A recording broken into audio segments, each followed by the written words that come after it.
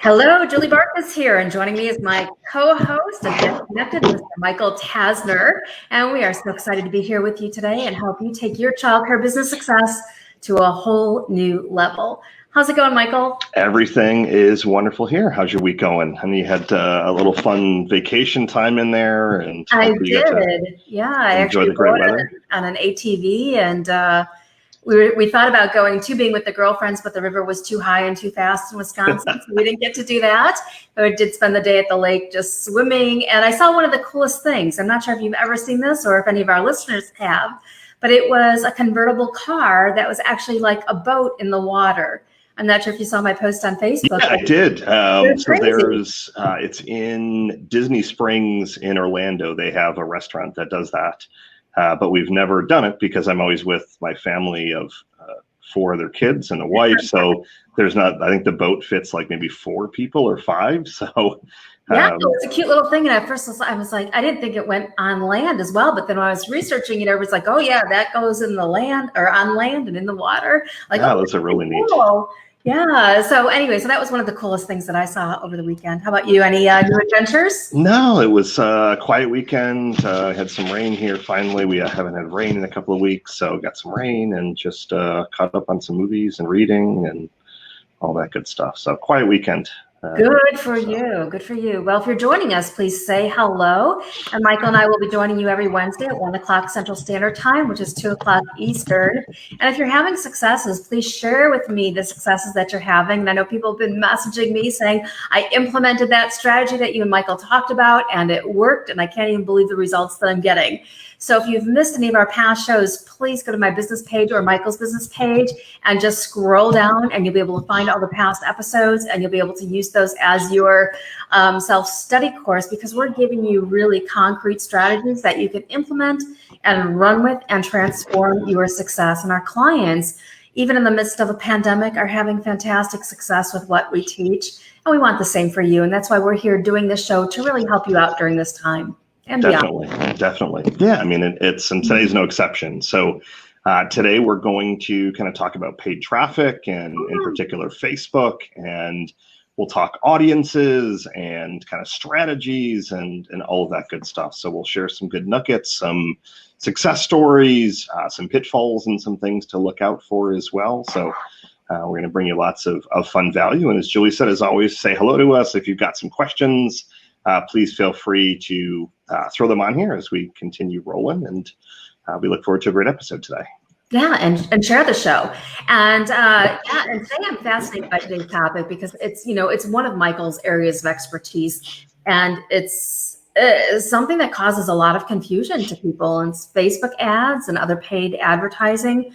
But Facebook ads in particular, it's a thing of should I or shouldn't I? Because you could be using Facebook ads for staff to attract new staff. You can also be using Facebook ads to be attracting new clientele. And Michael's going to give us some secret sauce to making that work. And are you seeing a lot of your clients right now really plugging into Facebook? Definitely. I would say 75, 80+%. I would say the only ones that are not using Facebook ads, a lot of them, it's been a personal choice. So there's been some things with the whole boycott Facebook and all that kind of stuff. So I've had a few people that have. We don't use Facebook anymore. Yeah. So that's what so we obliged. But usually I would say 9 times out of 10, when a center comes to us and says, we want more enrollments, and we're going to backtrack in a minute, and we'll talk about kind of what do you do before that, and how do you know who you're targeting. So there's a lot more stuff that goes into it rather than just throwing up an ad. But if you were to say, Michael, Julie, I mean, how do we drive more enrollments? And if you've settled on, okay, we want to kind of do it on demand. And that really is one of the things that I love most just about paid traffic in general, is that it is an on-demand tactic. Yep. So if you need some more enrollments, you can kind of turn up the faucet a little bit, and you can kind of ratchet up that budget. And if you get full, I wouldn't advise you to turn the ads off, which we can also talk about today. Just got off with a center that they've got 2 locations, and one of them is full. And their question was, so what happens after we fill the second location? Like, do we stop? Do we pause your services? Like, what happens? And we can kind of talk through that of what do you do when you're full? So there's a lot of different variables that go into this, but I wanted to kind of take a step back and kind of give you and talk through with Julie kind of some of the steps that, I mean, as an agency, that we're doing it obviously on behalf of our clients. And if you're able to do some of this stuff on your own as well, I'll try and keep this kind of teaching level. So I'm not going like so detailed on like anything too crazy, but Right. we'll also make sure that there are a couple of things that could make or break the difference of an ad that works and I know when I started diving into Facebook ads, and when we launched our t-shirt line, it was like, what? I mean, you think it's so simple, right? I mean, what's the big deal? And it really kind of is simple, but then there are some things that can just totally catch you up and stop you in your tracks and go, oh goodness, I don't know what to put here, so I don't think I'm going to do anything. And then you just kind of get stalled with the process. And that's something that you help move your clients through, right? So you're actually managing the Facebook ads, or are you just advising? So we're doing all of it. So we don't advise them. They're basically it's like, okay, Michael, this is what we're looking for. You guys go and make it happen. So that's kind of normally, and I say this with love, but normally it's not in the owner's, the director's best interest to be. It's just not your core competence. And the advantage of listening to and kind of taking this kind of content that we're sharing today is so that you're knowledgeable on what to ask. And if you're working with any agency, whether it's my agency, any other agencies, that you have and know some of the questions to ask, because there's one of our core values used to be, we've revised them a few times to make sure that they were more inward facing rather than outward facing. Mm-hmm. We still share them openly, but when I had drafted the core values initially, I was kind of thinking of all of our clients and didn't draft them really based on the true spirit of our company. So we literally just last week finished revising those and getting some fun posters and things like that designed. But one of them was no magic shows. And that core value really just is all about being transparent with data and not kind of hiding the truth. I mean, if something isn't working, you really don't need to sugarcoat it. You'll simply say, it's not working. And even though we're doing this all day, every day, and I mean, managing millions of dollars of ad spend, there's times when Facebook might not work as well as we want. But the beautiful thing with buying traffic or buying attention, buying eyeballs, is that there's so many different places. But if you were to put me on the spot and say, where would I start? Where should I start? A lot of people think to start with Google. Mm-hmm. And Google's is a great platform. But a lot of times you want to start with a smaller budget. So Facebook is usually the place that we always start. Again, I'd say 9 times out of 10, it's the first place that we go. And the reason behind that is the level of targeting that you can do on Facebook versus any other platform is second to none. So before you think about running any kind of ads or having an agency run any kind of ads, the first thing that you really want to start to kind of sort out and organize, and I'm doing it as I speak. I'm actually going through a copywriting mentorship with a high-level copywriter. It's just been one of trying to go through my bucket list of like checking off some things that I've wanted to learn how to like write really great copy. So nice. His program never fit my schedule, and I just started this 2 weeks ago. Mm-hmm. And the module that I'm on now, it is before we've even written a word of copy. It's all about human behavior and better understanding your clients, your prospects. I mean, and not just you're looking for parents of 2-year-olds and 4-year-olds that live in this neighborhood, but getting much deeper. And when I say, I guess, getting much deeper, I'm talking about what are some of the fears of those parents? What are some of the desires? What things are keeping them up at night? And it's not just the surface level stuff. So you might say, so yeah, I guess if we were looking at, we'll use child care center owners as an example. So Julie or myself, and we might say, well, you want to pay yourself a bigger salary, and you want to be able to grow and make a bigger impact. So there's a lot of, I guess, the things that a lot of centers kind of share in common. You want to take more free time, but you want to start to get deeper and deeper. And you want to look at kind of the why behind it. What are some of the things that are deeper? So do you want to leave a legacy? So it is your vision to be able to kind of weed yourself out. And this is the question I literally asked a center yesterday on a strategy call. Like, what's the play here? Like, what are you looking at for the next year, 3 years, 5 years? And to find out that the only reason that she opened a second location was because she opened it near the college of her other daughter. And she's hoping that her daughter then will have that place to work at, and she could give her one daughter that location, the other daughter will get the other location, and then she wants to spend all of her time doing community service because they're serving kind of the underprivileged communities. And on the surface level, I could say, well, she just wants more enrollments. Like that's it. But as you start to uncover and kind of peel back the layers of the onion, or kind of start to peel things through and just start to uncover more, that data, that information, it is going to be really, really powerful. Because before, again, you start doing any advertising, you really want to know exactly who you're trying to target. And you want to start to have some of the buzzwords so that when you get ready to either write an ad copy or you're getting ready to shoot a video, for example, that it's not just a standard video of, hey, this is Michael with ABC Center. We are now enrolling for a pre-K program. We got a couple of infants. We'd love to see you.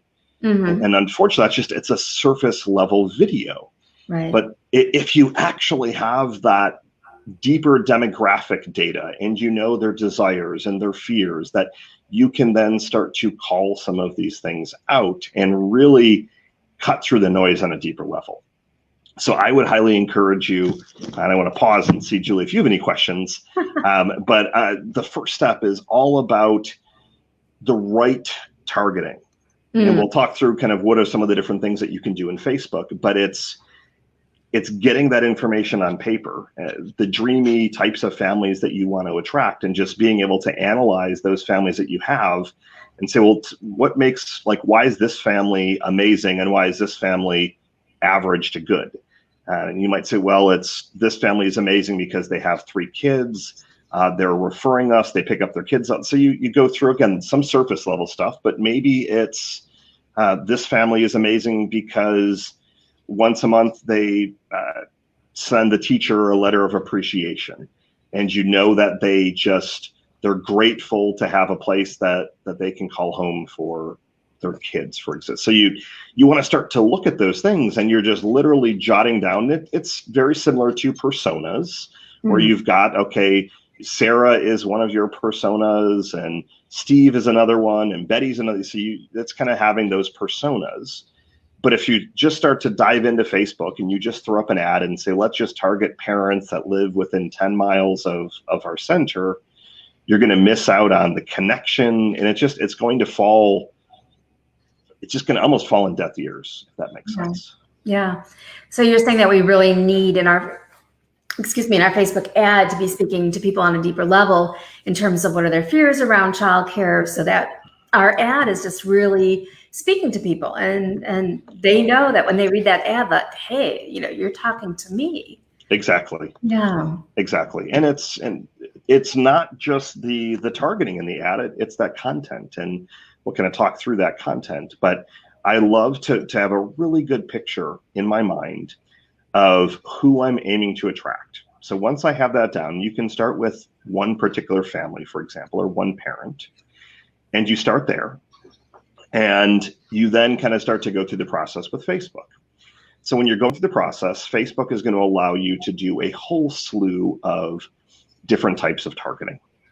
So the easiest ones to think of are things like, let's run this ad to moms that live within a certain geographic area.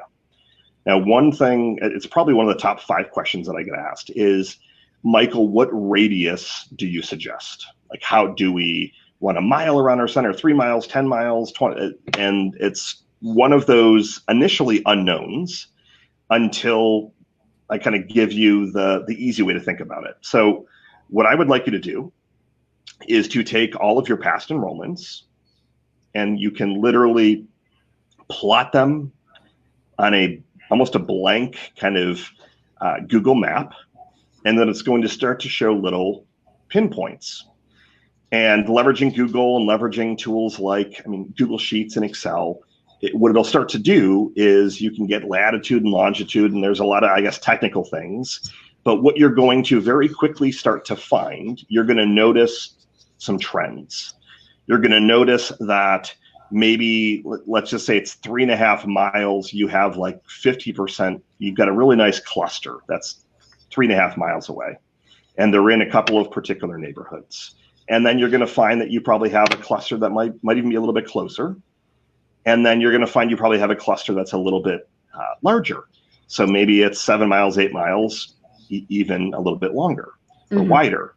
But until you start to map that, it's all a guessing game. And it varies drastically based on where you're located in the US or the world. It also varies based on the type of center that you are. So we have found statistically that if you're a faith-based center or a Montessori center or something that's, for lack of a better phrase, more specialized, that families will drive. We've seen them drive as many as 12 to 14 miles. But if it's kind of traditional childcare, traditional daycare, we found that it typically is going to top out at about 6 to 8 miles. But then if you're in New York City, for example, if you're targeting 14 miles, you could have a population of like 50 million people. Some of the targeting there might be literally a mile or a half a mile around your location. So the only way to start to get that is to leverage data. And a lot of centers that I've seen that try to run their own ads, they make the mistake of just picking like 10 miles, 20 miles, because Facebook will guide you in their tool, but they don't have any of that data about you.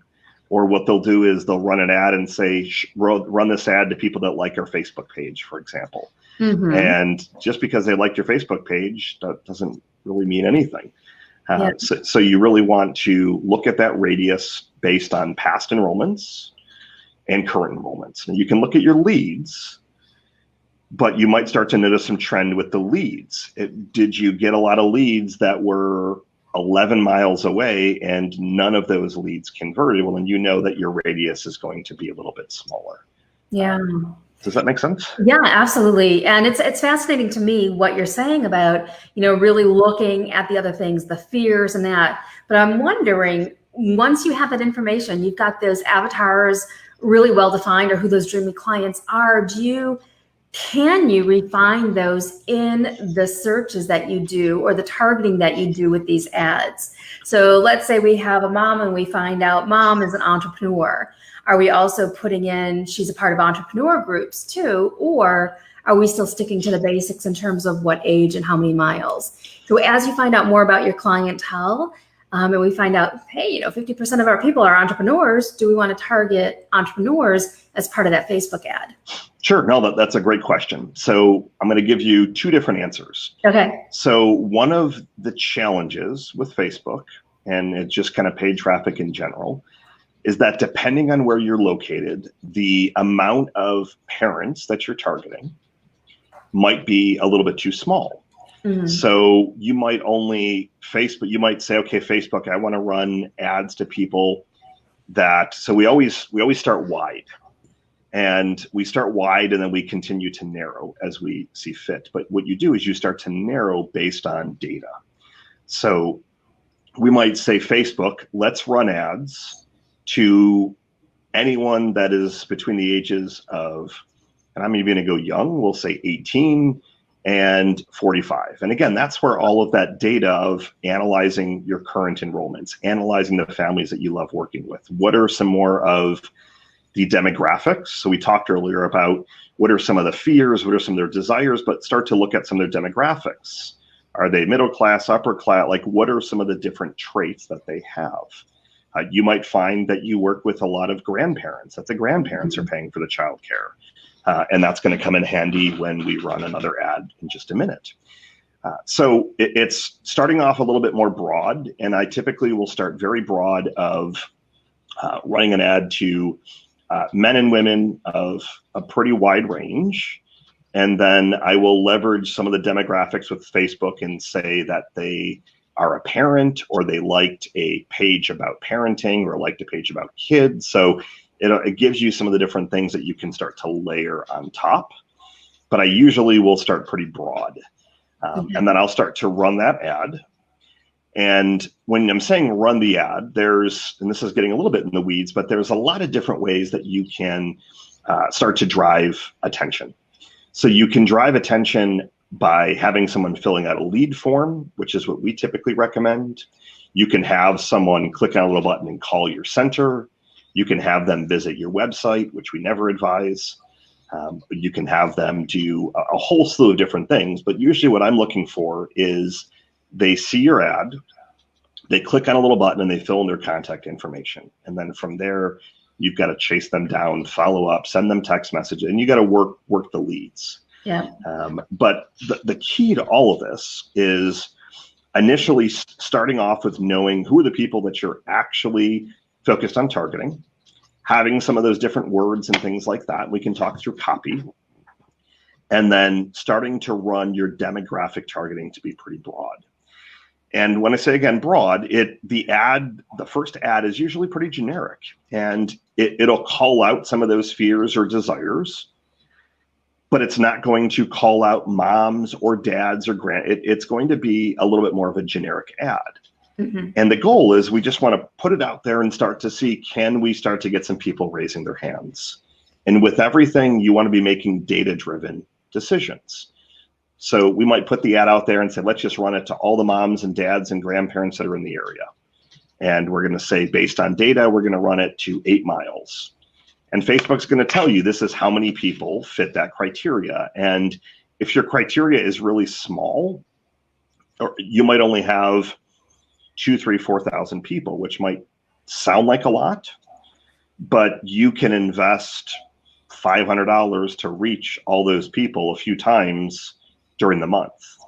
So I was just running some ads for our business, and I think that our people that we were targeting saw our ad like 9 times, which is way too much for like $1,000.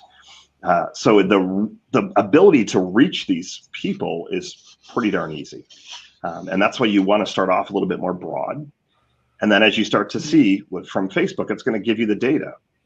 Okay, you're getting leads from moms that are on average 25 to 40. So you're going to start to get that data of seeing who's actually most interested in your center. And you can then start to refine that targeting. And then you can run very, very specific ads. So take a sip of water here because I'm talking too much already.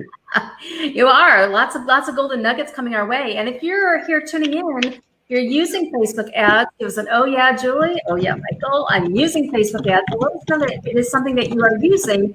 And if you've been contemplating using ads, but haven't quite yet, bit the bullet, let us know that as well, because there might be some fears that we can help you overcome when it comes to your Facebook ads. And one thing that I would really love for Michael to share, I don't know about everybody tuning in, is why Facebook ads? Why should we be doing Facebook? And I don't know about you, but I am like seeing right now boatloads of ads, people popping up all over the place on my feed in Facebook as an expert in this, an expert in that, because so many people right now are getting a huge bang for their buck through Facebook ads. And there's a lot of them that are popping up.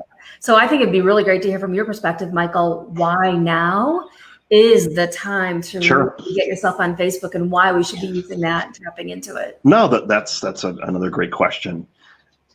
So, and I've mentioned this on previous episodes, and I just was literally talking through this concept with my business coach a couple hours ago. And he said, well, what are some of the challenges in working with childcare owners or childcare centers? And I said, one of the biggest challenges, in my opinion, is just everything relating to money and budgets and just kind of better understanding kind of marketing return on investment. So one of the challenges is that most of you are not doing any paid traffic at this very moment in time. Mm-hmm. And if you are, you might be spending or investing a few $100s a month on Google. And he said, well, when he asked me the question, well, why do they not invest more. And I don't think that it's that you don't have the budgets. I think that it's not understanding kind of return on ad spend. And everything to me is a marketing equation, a marketing math equation. I call it marketing math.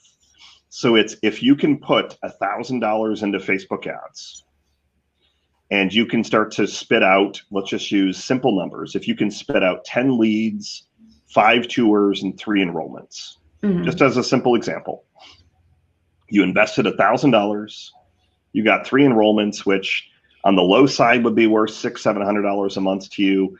On the high side, it could be worth $1,000, $1,200, even $1,500 a month. But the piece that you're forgetting is that, again, that enrollment is not worth, even if it's the low end, $600. That enrollment is worth, at minimum, based on the data, minimum typically 20 months of enrollments. So that one new perspective or one new family that converted is worth, again, at minimum to you $12,000 over 2 years. So $600 a month, 20 months.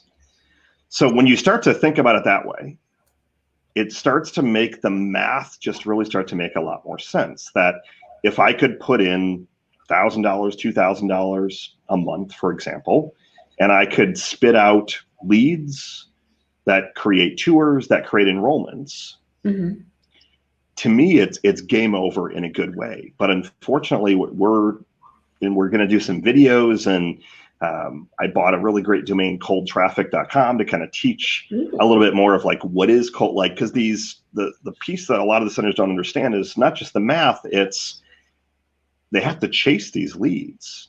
Like, these are not leads that one of your existing parents referred. This is someone that saw your ad on Facebook.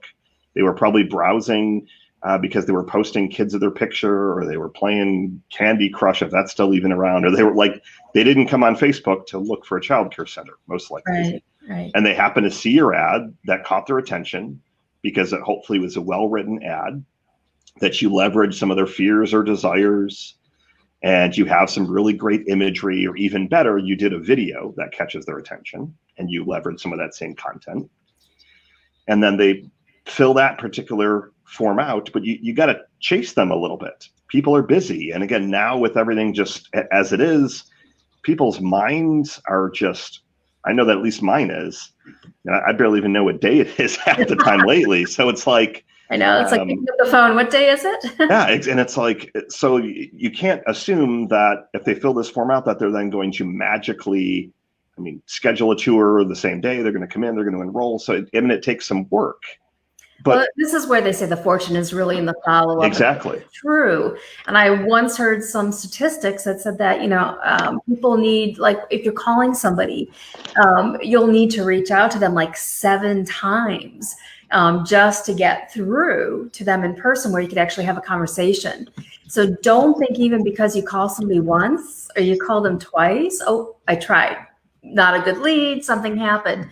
No, it really takes a little bit more than that to be consistent with the follow-up so that you can actually get through and get to the place where you have a conversation. Exactly. And it's... Don't give up. And it's interesting because, I just was pulling up the metrics because we just ran these metrics recently.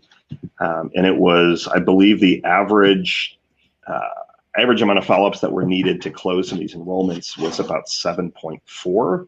Yeah. So it's texts, it's calls, it's emails, it's you wait another day or two, you call, you text, you email, and then if they don't enroll right away, you put them on a nurture sequence. So, but to go back to your question, and I kind of went off on a slight tangent about the math, but whether it's Facebook, whether it's Instagram, Pinterest, Snapchat, TikTok, if that still stays around, YouTube, I like to say that I'm platform agnostic.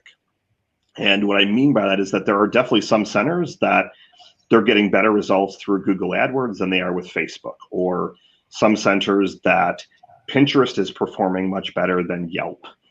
The only platform that we personally are not raving fans of is Yelp.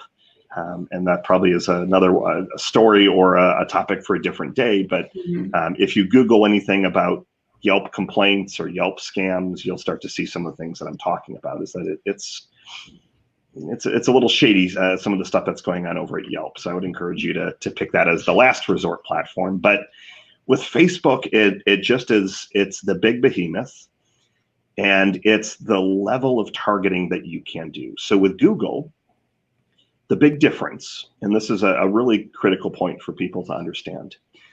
So with Facebook, you're kind of distracting them. So it's distraction marketing, where you're aiming to have a good ad, a good video, to grab their attention, to distract them, to get their contact information. You have to say, hey, here I am. Exactly. Out. And that's what Facebook is. I think about Facebook like this big black hole, right? We get on there and we're just scrolling through our screen and saying, what pulls us in? And to me, it's kind of like, what kind of big black hole do I get pulled into from what my interests are?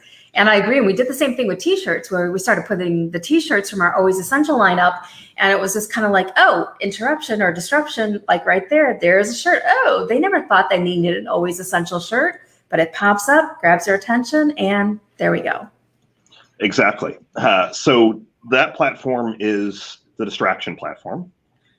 Google was completely different. Now, the advantage of Google versus Facebook is that if someone is typing in child care center near me, pre-K near me, Montessori school, they have, it's called intent. They have search intent. So they're pretty highly qualified. However, there just is a lot more, how can I phrase this?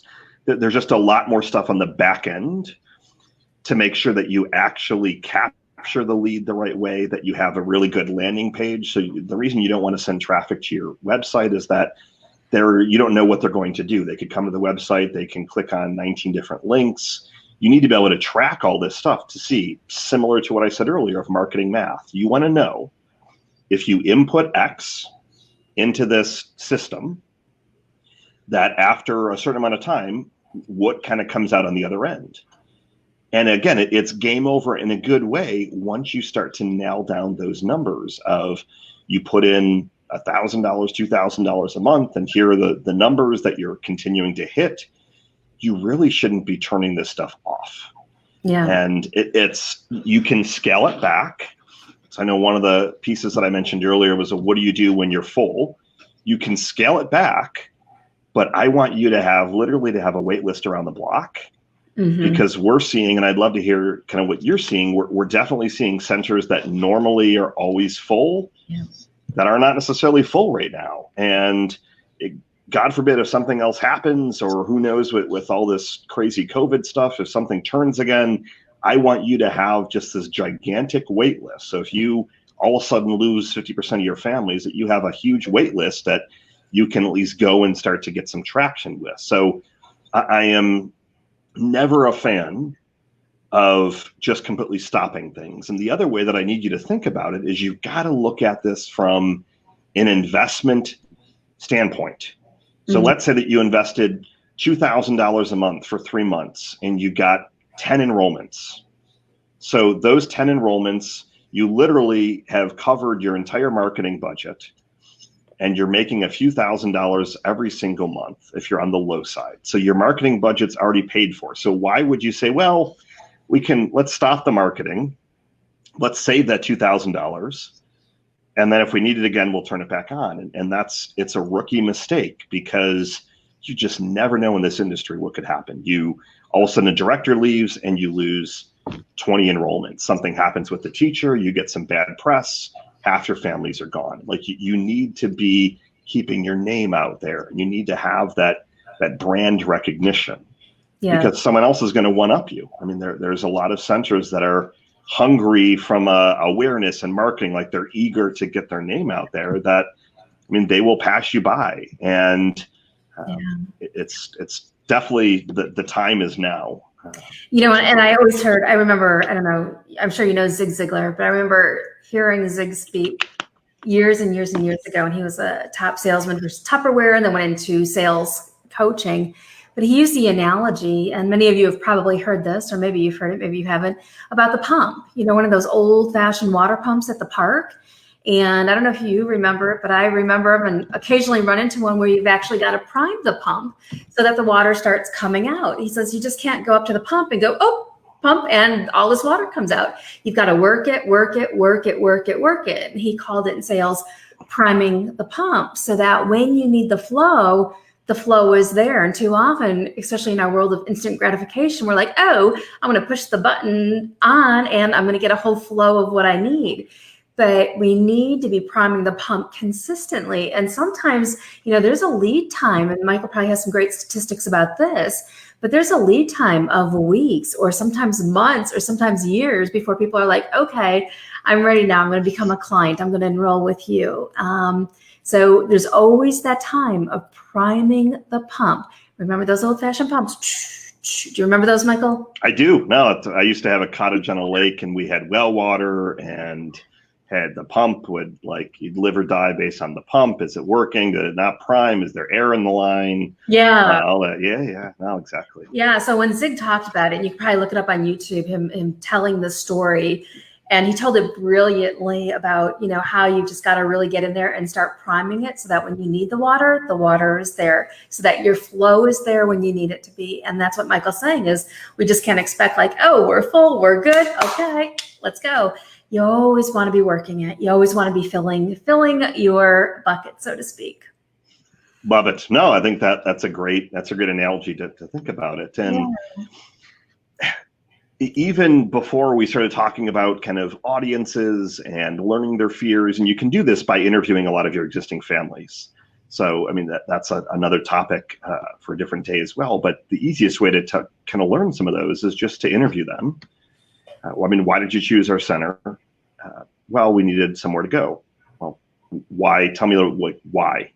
Well, and you ask the whole why a couple of times, and my career is extremely important, but I wanted to make sure that my son had a great place where I could also check on the cameras. I connected with the teachers. My parents liked they secret shop. So you start to uncover a lot more of the elements. But if you live or die based on numbers, and if you're living or dying based on enrollments, and that's the big challenge right now with a lot of centers, that we don't have enough enrollments to cover payroll and cash flow and to pay myself a salary and to pay the lease and things like that. You really have, a few different decisions. You're at that crossroads, and you can either dig in and really build a plan and execute the plan, or you can kind of just try and kind of, I guess, what's the word I'm looking for? Just kind of go, I guess, business as usual, but it's never a good spot to be in. Right. You've got to make sure that you're putting enough to just grow your brand, and you're putting enough efforts and resources. You have to be allocating these resources to be doing the marketing. Like it's not if you build it and they will come anymore. It hasn't been like that for years. There are so many franchises that are popping up left and right. I know there used to be a couple of big franchise brands and high-end brands. Kinder Kids and Goddard and Primrose, and there's obviously a lot of other brands, and I'm just seeing new franchises popping up. And a lot of these have some pretty big budgets, because these people are often more of the investor mindset, and they're an engineer or a doctor or a lawyer. I just talked to an attorney this morning, and he looked at it from an investment standpoint, and he's throwing big dollars. And I'm not saying that they can just simply outspend you on everything. And there's obviously experience comes into play. But if some of these centers, if they've got their brand more front and center, and they're doing all the community events, and they're showing up on Facebook and Google and YouTube, it's going to be tough to start to compete with some of these centers. And I'm definitely starting to see the bar more quickly than it has been kind of rising, of centers knowing that they have to kind of change some stuff up. Like a lot of them used to, and I'm digressing on your question of why Facebook. So a lot of centers used to rely heavily on open houses. Mm-hmm. People are still gun shy to come to an open house that is going to have 30 to 50 other families, for example. And it's going to be tough. So they're starting to look at, well, how else can we kind of do this digitally? So right. If I go back to your question of, why now? That was kind of a lot of it. Of you need to be up leveling the bar. You need to make sure that you have a steady stream of prospects so that you're always priming that pump. Yeah. But with Facebook, it's that level of targeting that it's direct response. So you can put out content and put out some ads and start to see some response, typically in a couple of days. Yeah. I've talked about, and I won't re-talk about it today, but I've talked about the 3x3 strategy where you're putting out videos and short videos. So you can continue to execute that stuff. But what I wanted to focus on today was just putting up ads to the right people, having compelling languaging, and driving direct responses. So you're driving leads that you can kind of nurture and start to warm up, because that just starts to build your confidence. It starts to then build your cash flow, obviously. And when you have, those kinds of resources and things like that, you can obviously make smarter business decisions. Yeah. And I want to say also, don't be afraid. I know we're using the word competition, but don't be afraid of that, because even in Facebook ads, it is an amazing opportunity to position yourself for the unique program that you have. There's ways that you can share your vision in those Facebook ads, share your story, so that you're standing out just as much, if not more, than the guy next door. So don't let the word competition scare you, but really think about, how do I tap into my own uniqueness to really project that through the ads that I put out there? And that's what Facebook gives you the opportunity to do, because you could pick a picture for your ad that's totally unique to you and to your vision, or a little video clip that's unique to you and your vision, that it's like, wow, that's pretty cool, that people are going to connect with and relate to and want to come and enroll with you. Oh, that's an incredible point, because yes, there's a lot of competition, but I will tell you that most of these people are lazy. And what I mean by that is, if it's a franchise brand, for example, often it's the franchisor running it and they're duplicating ad. They're not using unique content, and they're not using unique pictures. Yeah. I see it every day. So if you're taking a little bit of extra time to do video, you will be, let's say that there are 10 different ads, and usually there's not going to be 10, but let's say there's even 5 different centers that are near you that are competing. Maybe one of those 5 are going to have a video, but the chances are there's going to be 0, because they're going to take the easy road. They're going to leverage the Facebook stock images. They're going to type in kids or Montessori. They're going to type in a keyword. They're going to grab a couple of the images and they're going to slap it up there. So if you start to, as Julie said, if you start to really be your unique self and talk about those things that we've talked about it in many of our past episodes, of the things that make you unique and make you stand out, the blueberry muffins that are there every single day, and that you're greeted with a friendly smile, so you know that you can have a productive day at work, knowing that your children or your child is well taken care of. And it's just what are those different things that are making you unique? Yeah. The only thing, go ahead, please. So it's not just really, who's got the most ad spend, who's got the most money that they're going to be throwing in their Facebook ads. It's about, who are you targeting and how are you grabbing their attention? Exactly. And you can do that through video. The only other thing that I wanted to point out on today's, and I see 1 or 2 questions that I'll answer in just a second. The only kind of ad content or ad copy that you really want to think about at this point in time is having to emphasize safety, security, and how you're sanitizing.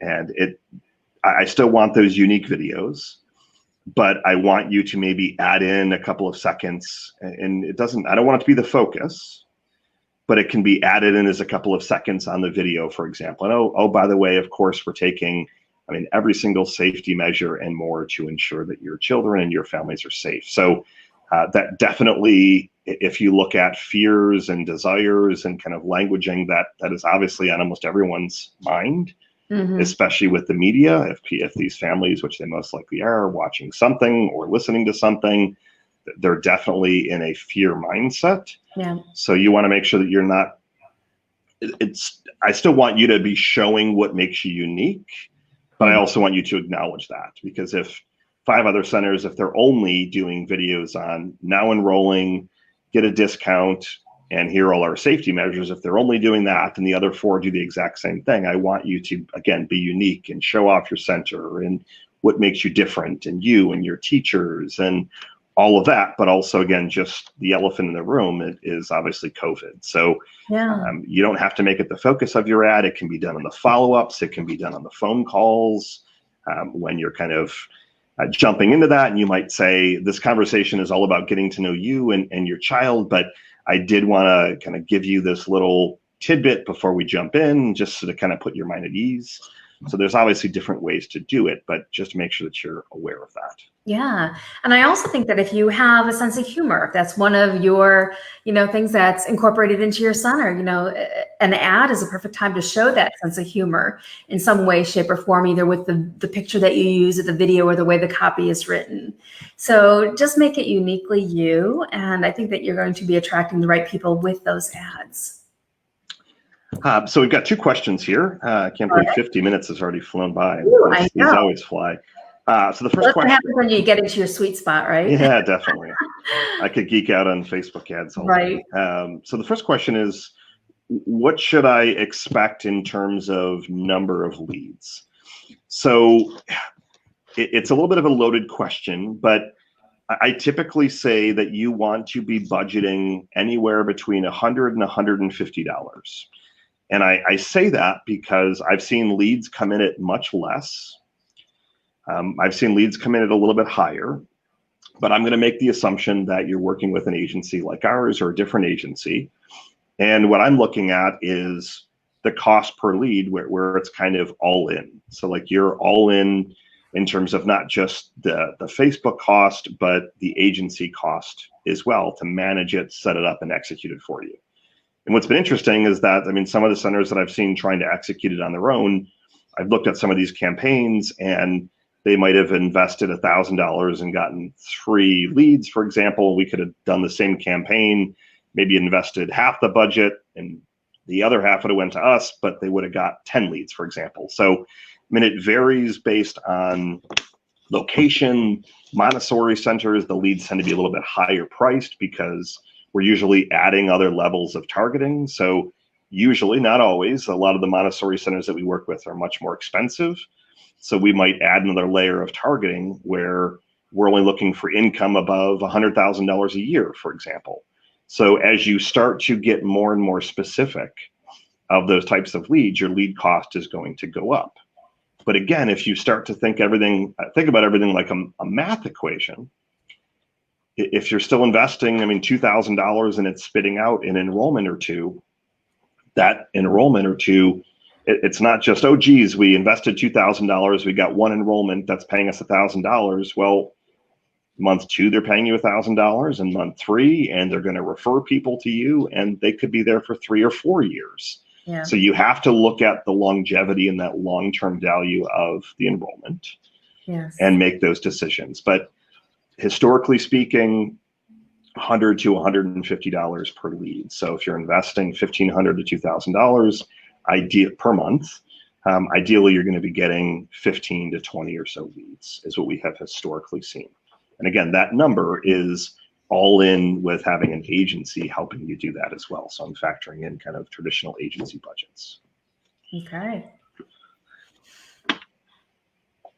And that's good information to know too. And I agree with you. Often we look at, well, what's the immediate return on this, but we're not really looking at the lifetime value of a client, let alone the referrals that can come in, let alone all the other things that will happen from that one person signing on as a client. So I think exactly. Exactly. And to be honest with you, I tend to advise the centers not even really to look at leads anymore. And I don't want them to get so caught up on the number of leads. I want them more focused on how many tours are they doing and how many enrollments are they getting. So it almost, I don't want you so focused on that monthly number that you're paying, because I found that it just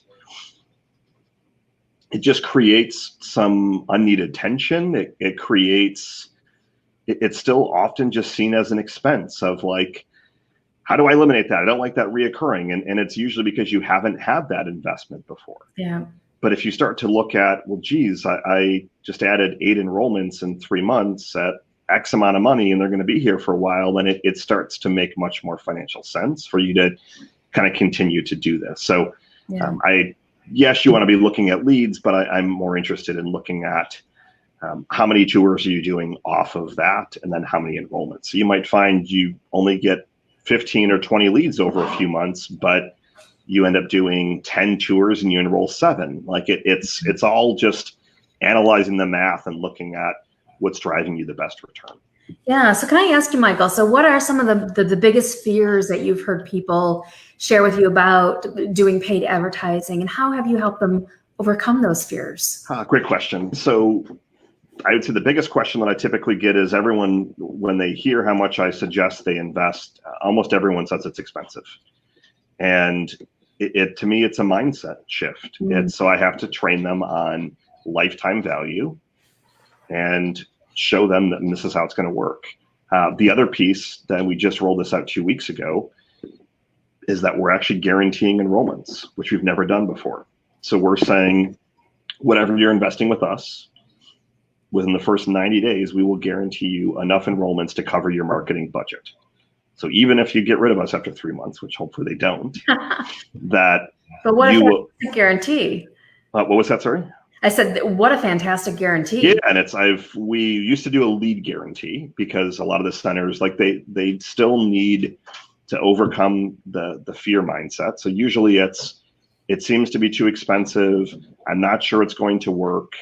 A lot of times it's my demographic isn't on Facebook, and that one is easily squashed by just going into Facebook. And I mean, everyone and their cousin is on Facebook. I mean, it's the largest platform.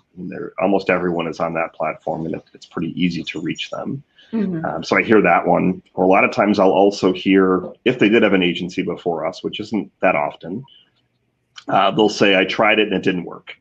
Or I tried Google Ads and it didn't work. And usually they tried doing something and it didn't work. Or they threw $100 at a post and they boosted a post and they saw a few comments but no phone calls.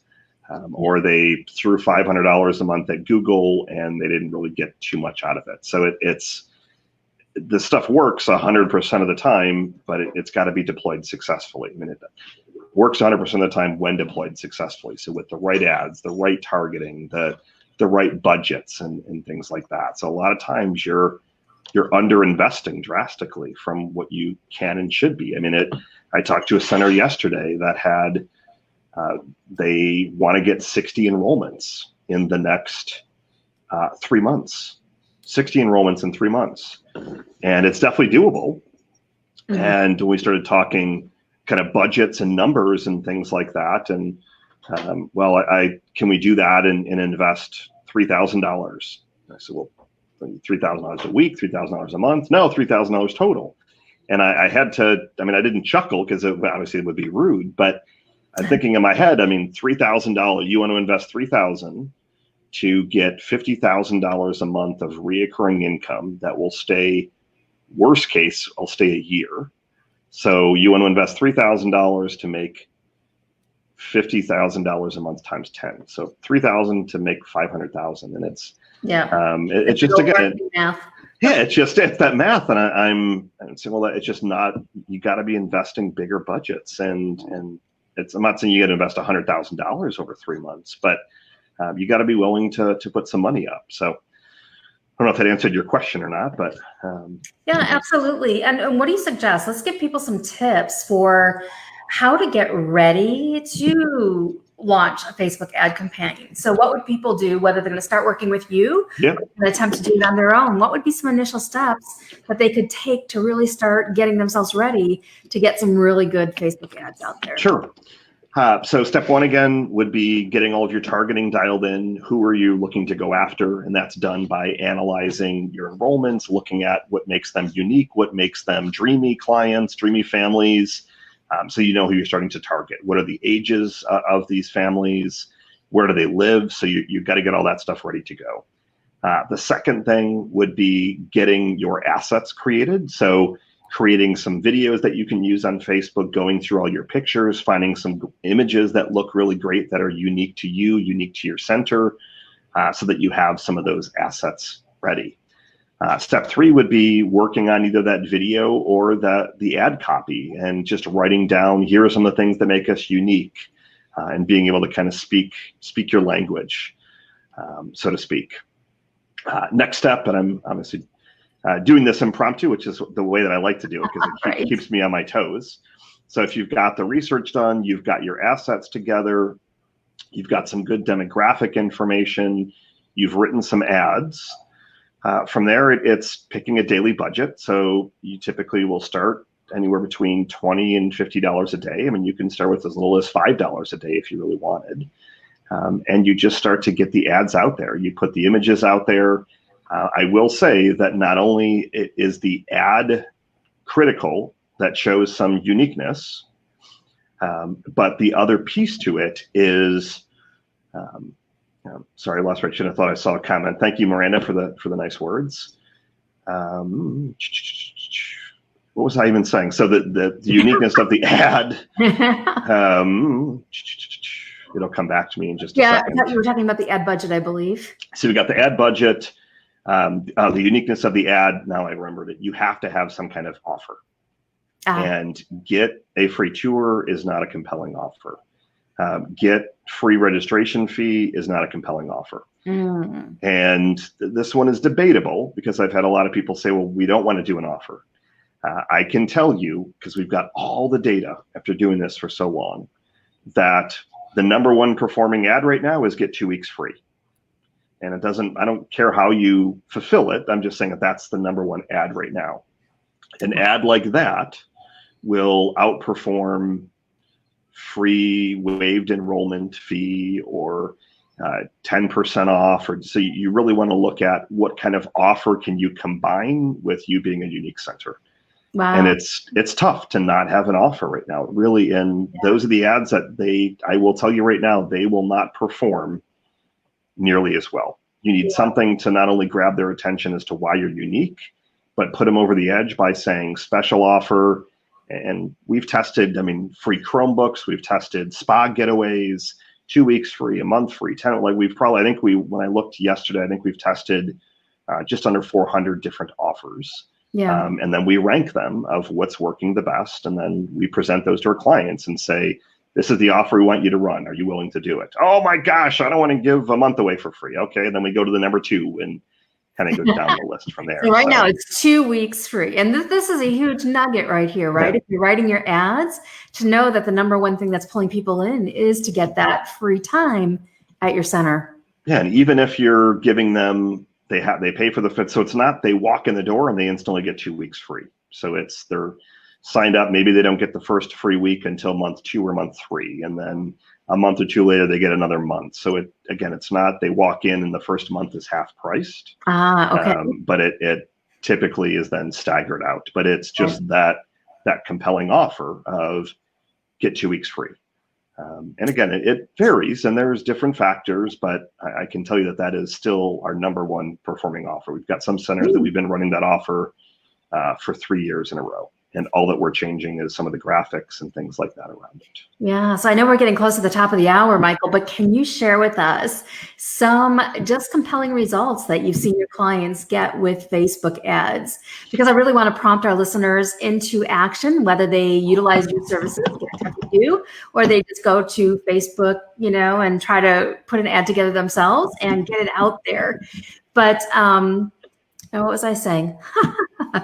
Compelling results. Compelling results. Yes. Thank you. Yeah.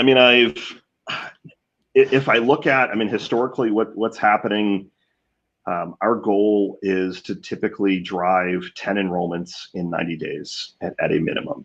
And that typically is on, a modest budget, $1,500, $2,000 a month, give or take, sometimes a little less, sometimes a little bit more. But we've seen centers, one center that we just started running ads for 3 weeks ago, they've already driven 7 enrollments in 3 weeks. We usually do reactivation campaigns in tandem with the ads just to kind of jumpstart things a little bit. We had one center I'm just looking at because we have a little board. It's similar to Slack. It's called Teamwork Chat, but we have a little board called the Local Child Care Marketing Positive News Network. So this is where we're kind of sharing wins and things like that throughout the day.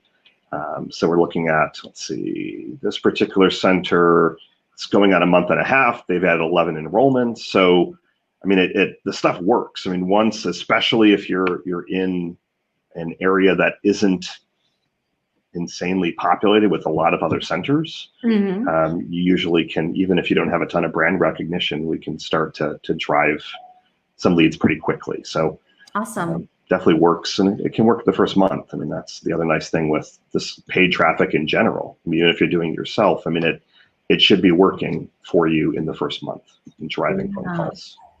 Wow, that's fantastic. Well, I've really enjoyed learning a lot about Facebook ads today. I know we've just touched the tip of the iceberg with learning about how to prep ourselves for the Facebook ads and what the number one, and if you missed it, you're gonna have to go back and re-listen to the show because Michael revealed the number one offer that you can make that will really inspire people to respond to your ad. And I think that was very powerful. So I know we're out of time. Michael, where can people get in touch with you if they want more information? Yeah, definitely. And if you're tuning in, you know, Michael and myself, we do check. So leave your questions, leave your comments, and we'd be more than happy to respond. But let's hear where we can get in touch with Michael for more Facebook ad information and to really accelerate our marketing success. Definitely. So it's localchildcaremarketing.com. You can also look me up on Facebook, shoot me a direct message. I'm more than happy to schedule what we call kind of an enrollment acceleration call. So more than happy to jump on and strategize with anyone. So what about yourself, Julie? I know you've got a lot of fun stuff as well. Ooh, yeah. So you can find our Always Essential gear, our Always Essential t-shirts, hoodies, and more at happychildcareteam.com. And if you would like to plug into my Drive Method Masterclass, please go to, and there's a lot more videos for you on the website as well, but go to childcarebusinesssuccess.com. And I'm going to share with you a formula consisting of the word drive to really accelerate your results in terms of enrollments, in terms of happiness, in terms of the kind of staff that you want to attract to your business, to your life. Love it. Well, I want to end with a positive quote. Do you have a quote handy anywhere? Or do you want me to pull I could get one, or do you have one on lead gen? I'm going to pull one of my. Okay, pull one of yours. All right. So there we go here. So I mentioned it a couple of times in the past, but I'm a big fan of Walt Disney and Disney World and all that good stuff. And one of the quotes that I've seen many, many times is there's a great, big, beautiful tomorrow shining at the end of every day. And I know a lot of you are just, I know things are still challenging and uncertain, but promise you, stick in there. Things will continue to improve and get better. And I appreciate you listening in. I know Julie does as well. So we're here to serve you. If we can be of any help, don't hesitate to reach out. Yeah, and if you feel that this is really your vision and this is really your dream to make your childcare into this amazing success, you have that vision, you have that dream for a reason. Don't give up. Don't give up. Just really listen inside of yourself on how to bring it to life in a bigger way. And Michael and I are totally here to support you. And we want to see you, just like Walt Disney, right? Make all of your dreams come true. I'm Julie Barkas. Thanks so much for tuning in. Have a good afternoon, everyone. Have a good weekend as well. We'll talk to you next week. All right. See ya. Bye.